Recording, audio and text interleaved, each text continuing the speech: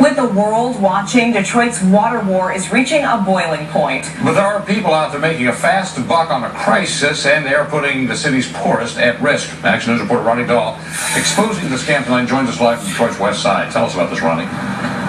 Yeah, you know, they sell themselves as guys just wanting to help you out. Your water's been turned off, and for just a few dollars, they'll help you out, turn it back on. But I'll tell you what, these guys are not Robin Hood. They're only looking out for themselves. They just want to make some quick cash. And if you buy into their scam, it could cost you as well. On a recent afternoon, our cameras are rolling as crews with the Detroit Water and Sewage Department go to work, shutting off water to homes of customers with past due bills. When they are finished, another crew of sorts arrives with an offer. What they do? Just come by and say, hey, want your water back on? Follow behind the water truck and pull up and ask you if you got $50, they'll turn it back on. Did you pay them? No. How often do you think this is happening?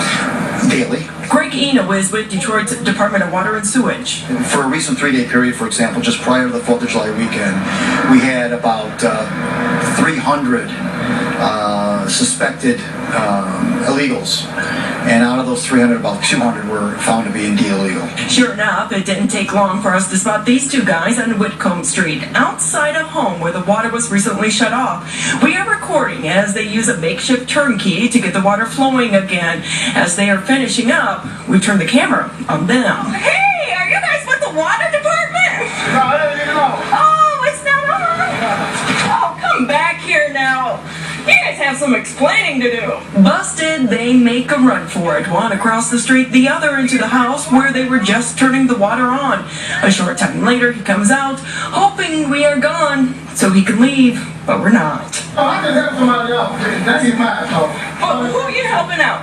Doesn't even matter. Well, I mean, do you live here? No. Do you live here?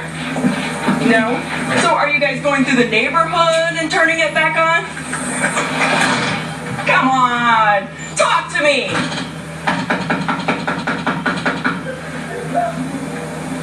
You're gonna be on TV. In the age of the internet, we found websites demonstrating how to turn the water on or off, and water turnkeys can be found for sale on sites like eBay and Craigslist. But Greg Eno wants water customers to know these scammers aren't Robin Hoods wanting to help.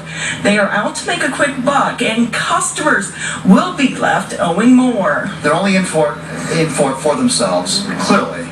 And the people who think that they're having a favor done for them, when we find out, and we will, are going to get a very nasty a letter of a $250 fee added to their bill, and they're not going to be very happy. Back on Whitcomb Street, guess they realize I'm not going away so fast as our guy decides to make a run for it. You can't keep outrunning me. Hey, I can help the people out, so. So who are you? Are you charging? No, I ain't charging, woman. Where'd you get the turnkey?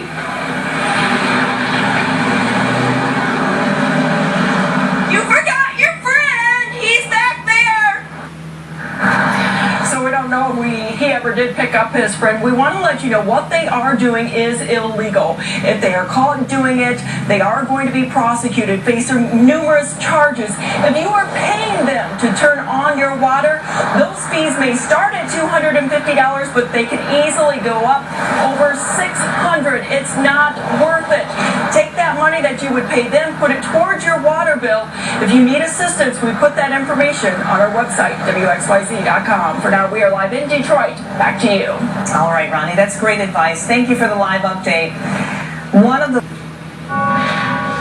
All right, Chuck. Detroit's plan of adjustment has the green light it needs, but the bankruptcy process far from finished. There is a big trial still ahead. Roger Weber live with a look at where we go from here. Roger, it has a pretty big hurdle, though, that's been cleared. Yes, let's take a look at some of those vote totals which arrived late last night. 82% of the police and fire active and retirees voted yes on their pension changes, and the vote for non-uniformed was 73%. That would seem to provide some momentum in this bankruptcy process, but remember that other classes of creditors voted no, and they still have a chance to change this deal. Though some retirees have cried foul about their pensions being frozen or trimmed, the overwhelming majority voted yes. They included Dorothy Banks, who worked 30 years for Detroit. It makes me feel better about my own decision, really. I didn't want to feel like the Lone Ranger here, but I made a decision based on what I thought was good for me, as well as what I thought was good for the city. The vote was crucial in preserving the grand bargain and avoiding deeper cuts. But bankruptcy lawyer Doug Bernstein of Plunkett County says nothing is signed, sealed, and delivered until Judge Stephen Rhodes says it is. Judge Rhodes has proven time and again he's not a rubber stamp for anything. He's going to consider whether or not the bankruptcy laws have been met. Starting next month, Rhodes will preside over a trial on whether he should confirm the city's plan of adjustment. Is it fair and equitable? Does it not unfairly discriminate among classes of creditors? And most important probably is it feasible? Bond insurers, FGIC and Syncora, have billions at stake. They will argue that pensioners are getting preferential treatment. There can be discrimination among the class, provided there's a good reason for doing so, and it'll be up to the city to demonstrate that. The city is expected to call 30 witnesses. The trial could last 5 weeks. At that point, he decides whether or not the plan has met all the elements and whether or not it should be confirmed. The confirmation trial begins August 14th. Some of the creditors are asking Judge Rhodes for a 6-week delay, but the trial is already starting a month behind schedule. Rhodes has been reluctant to grant delays in the past. He's keeping all the parties involved in this case on a very aggressive schedule. Reporting live in Detroit, I'm Roger Weber, Global 4. And the state blocks a company from storing piles of petroleum coke along the Detroit River. The DEQ says Detroit bulk storage didn't go far enough to prevent air pollution from the black grainy material. Petcoke is a byproduct of the oil refining process. Last year, Detroit ordered the company to remove huge piles of the stuff along the river near the Ambassador Bridge. Now the company says it's reviewing its options. At Tuesday, we could hit 90 degrees. We'll check the forecast for you beginning at 6:30. Murray, back to you. Have a good weekend. All right, thank you. You too, Rich. Bring back the summer. They marched and they chanted through downtown Detroit right into Hart Plaza. More than 1,000 joining the cause, demanding that the city stop shutting off water to past due customers. The city has turned off water to thousands of people so far. Joining the protest today, actor Mark Ruffalo and Congressman John Conyers, who says the city should target big business and leave the little guy alone. Let's not cut off anybody's water for non-payment, except the corporations that are owing a lot of money. They ought to pay out because they can.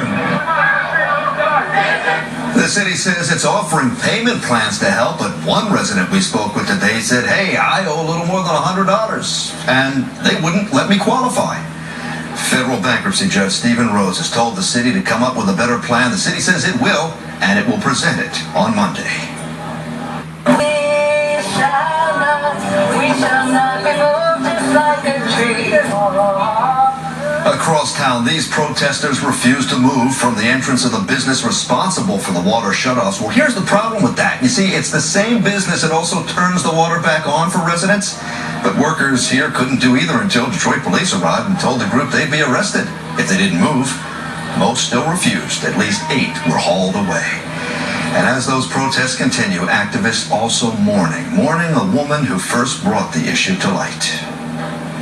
Charity was a real active voice. She called for us to wage love, to love our neighbors, to love even our situations that bring us together, sometimes in our cases of most need.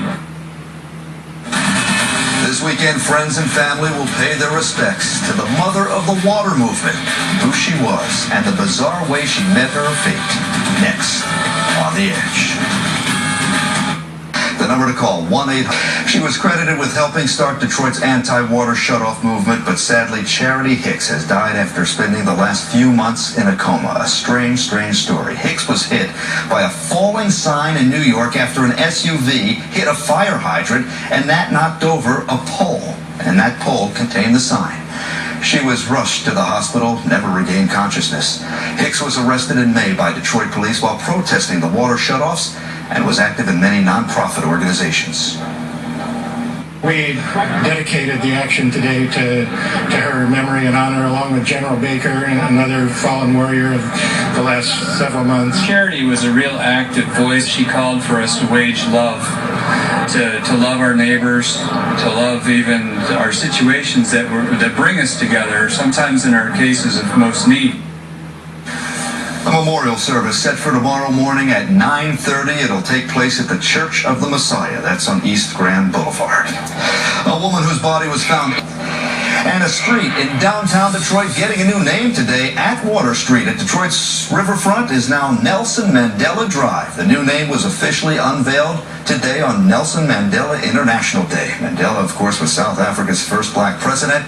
He spent 27 years in prison fighting for racial equality. Could have come back a bitter man upon his release. He could have demanded revenge on his captors to even the scores for an unjust detainment. Instead, he returned to the world with a demonstration of how to be a bigger man. Nelson Mandela visited Detroit in 1990, just 3 months after being released from prison. The civil rights activist died in December, but his life and what he stood for will never be forgotten.